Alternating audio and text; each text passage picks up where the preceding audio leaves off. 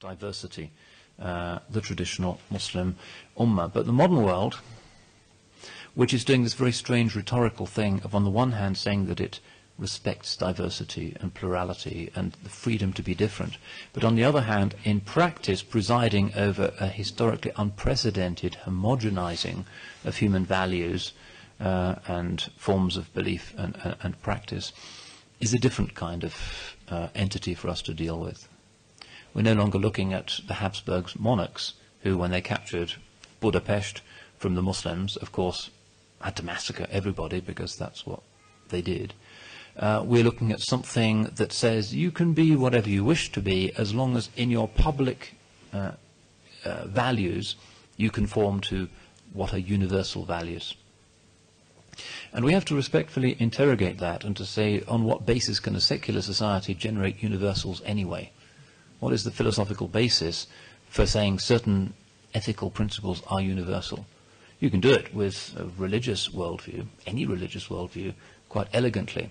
But a secular ethic is something much more difficult to sustain. Individuals can do it coherently. To say that these things are universal is much more tricky. That's one of the challenges for the Muslim Ummah. We're endlessly being browbeaten with demands to conform to what are said to be universal values. But it's interesting to look into the origins of these so-called values. The Universal Declaration of Human Rights, and much of it from an Islamic point of view is perfectly unexceptionable. The chief drafter of the Universal Declaration of Human Rights was somebody called Charles Malik, who was a Maronite nationalist lawyer who wrote the thing for the UN after the Second World War. And that same Charles Malik wrote a number of quite pungent books about Islam's incapacity to assimilate to the modern world because it rejected the Mu'tazilites. And he also founded several right-wing Maronite nationalist organizations in the Lebanon, including the Falangist militia that ended up massacring the Palestinians at Sabra and Shatila.